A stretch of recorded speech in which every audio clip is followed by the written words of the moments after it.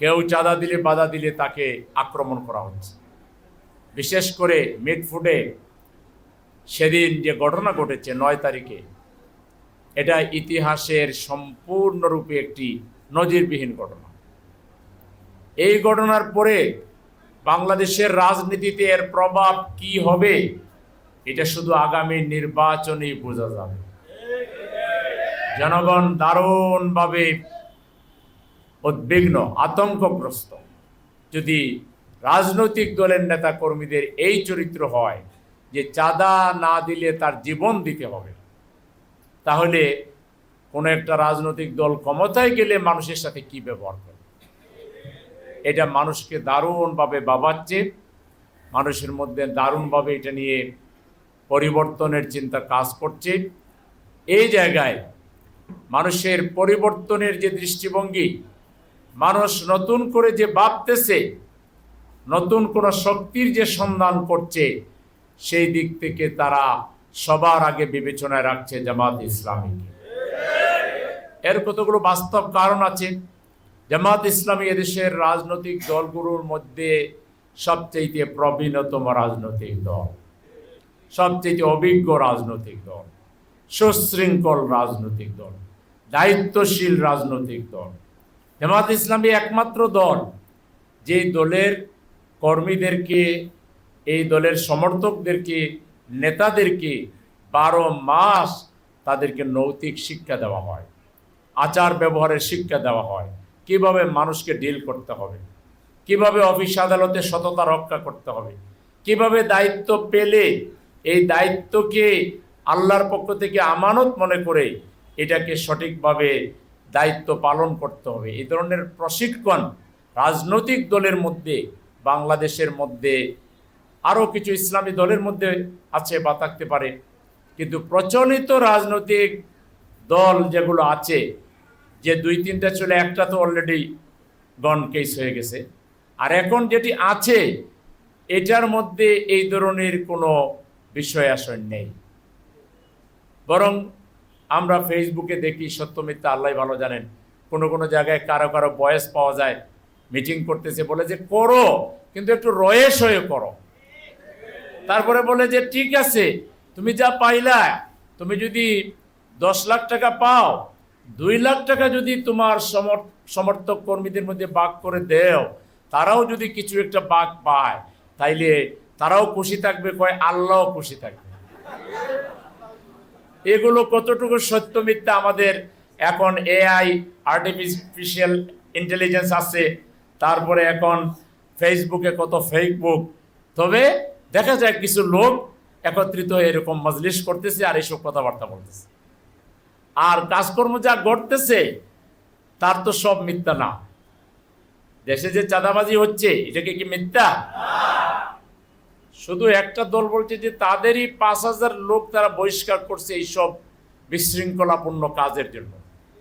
তাহলে 5,000 লোক, কত হাজার লোক এই কাজ করলে তার মধ্যে থেকে 5,000কে বহিষ্কার করা হয়েছে? সব লোক তার বহিষ্কার করা হয়নি, তার 10 গুণ 20 গুণ বেশি হইতে পারে। এটা দুর্ভাগ্যজনক। আমরা বাংলাদেশের রাজনীতিতে একাই রাজনীতি করি, একাই বড় দল হই, একাই ক্ষমতায় যাই, এত লোভ আমাদের নাই। আমরা চাই প্রতিদ্বন্দ্বী, সুস্থ প্রতিযোগিতা করার আরো রাজনৈতিক দল থাকা দরকার। আওয়ামী লীগ যেভাবে ব্যস্ত গেছে, বাকি দলগুলো যদি তাই চলে যায়, তাহলে তো আমরা একা হয়ে যাব। আমরা সেটা চাই না। আমরা চাই সুস্থ ধারার প্রতিযোগিতার রাজনৈতিক দল বাংলাদেশে আরো থাকুক। এই জন্য আমরা পিআর পদ্ধতি চাই। কেন চাই? যে বাংলাদেশের প্রত্যেকটা ভোটের যাতে মূল্যায়ন হয়। আপনি 30% ভোট পাইয়া 100% মানুষের নেতৃত্ব দিয়ে দিবেন, এটা জাস্টিস হয় না। এরা বলতেছে উল্টাটা, হয় যে ভোট নাই এই জন্য আপনারা পিআর চান। আরে ভোট নাই হইলে পিআরে তো আমাদেরও ভোট ওইভাবে কমই পাবো, আমরা সিট কমই পাবো, তাই না? তুমি বেশি তো পাইবা, অসুবিধা কি? এটা কি কথা হইলো? যুক্তিপূর্ণ কোনো কথা হইলো? পৃথিবীর প্রায় 92টা দেশে পিআর সিস্টেম আছে। পিআর সিস্টেম হইলে ওই যে হুন্ডা গুন্ডা, কেন্দ্র দখল করা, টাকা খরচ করা, নমিনেশনের জন্য একবার টাকা দিয়ে নমিনেশন নিতে হয়, তারপরে এলাকায় গুন্ডা লালন করতে হয়, হুন্ডা লালন করতে হয়, ভোট সেন্টার দখল করতে হয়, এগুলো আর দরকার হবে না। পার্টি তার ক্যান্ডিডেট ঘোষণা দিয়ে দিবে, মার্কা থাকবে, মানুষ এই ক্যান্ডিডেটদেরকে দেখে মার্কা দেখে ভোট দিয়ে দিবে। এখানে ব্যক্তির আলাদা কোনো প্রভাব বিস্তারের বিষয় থাকবে না, ঝামেলা কমে যাবে। এরা ঝামেলা কমাইতে চায় না, এরা কামাই করতে চায় ইলেকশনকে কেন্দ্র করে। নেতারা কর্মীদের কাছ থেকে 4 কোটি 5 কোটি 10 কোটি টাকা নিতে চায়, বড় বিজনেস, কিন্তু এটা বিজনেস বন্ধ হয়ে যাবে। এরা রাজনীতিকে তাদের অর্থ কামাইয়ের মাধ্যম হিসেবে গ্রহণ করেছে। তা না হলে এটার চাইতে সুন্দর বিষয় আর হইতে পারে? আমরা যে সমাবেশ আহ্বান করেছি তার 1 নম্বর দাবি হলো পিআর সিস্টেম ভোটে চালু করতে হবে। 2 নম্বর হলো লেভেল প্লেইং ফিল্ড করতে হবে। এখনো প্রশাসনে সেই আগের আমলাগুলো কামলা হয়ে কাজ করতেছে, তারা এখন ভুল পাল্টাই দিছে, এখন তারা নতুন রূপে সাজছে। আর এখন কিছু কিছু রাজনৈতিক দলের নেতা কর্মীদের সাথে সখ্য গড়ে তুলে নতুন করে ভোট হাইজ্যাক করার পায়তারা করতেছে। আমরা ইউনূস সাহেবকে বারবার দৃষ্টি আকর্ষণ করেছি, এই সেটআপ 100% চেঞ্জ করে আপনার নিজের তত্ত্বাবধানে আপনি কিছু ভালো লোক আপনার চতুর্পাশে রাখেন, এগুলো আপনার করা লাগবে না। কিছু বিসিএস অফিসার, কিছু ভালো অফিসারকে আপনি নিয়োগ দেন 100% নিউট্রাল, যাদের কোনো রাজনৈতিক আদর্শ নাই, আনুগত্য নাই। এরকম ইউনো থেকে পুলিশ থেকে সেক্রেটারি পর্যন্ত যেখানে যেখানে নির্বাচনের সাথে সম্পর্ক আছে 100% নিউট্রাল লোক যদি আপনি নিয়োগ না দেন, আর আপনার এখন যে লোকগুলো আছে যারা কামলা খাটতেছে, এরা যদি দূরতম কোনো দলের প্রতি আনুগত্য দেখায়, কোনো 2 নম্বরই করার চেষ্টা করে, 2টা কাজ এট এ টাইম করবে।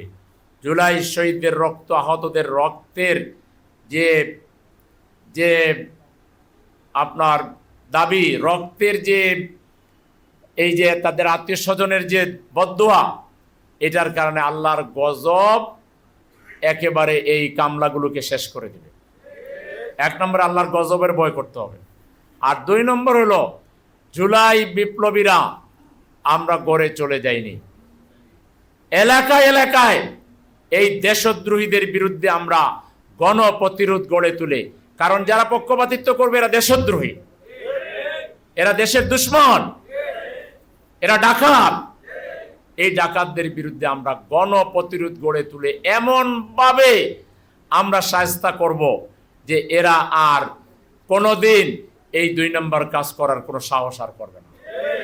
এটার সমাধান একটাই, ইউনূস সাহেবকে নিউট্রাল লোক সব জায়গায় দিতে হবে। একটা দলবাজ ইউনো আমরা মানব না, একটা দলবাজ ওসি আমরা মানব না, একটা দলবাজ পুলিশ কমিশনার আমরা মানব না। একটা দল তার দলীয় দায়িত্ব স্বীকার করে কর্মীদেরকে বহিষ্কার করছে, আমাদের পুলিশ কমিশনার কয় না এটা চাঁদাবাজির কোনো ঘটনা না। এবার তোমার এখানে ফায়দাটা কি? তুমি কি আবার নতুন করে আওয়ামী স্টাইল এখানে চালু করতে চাও?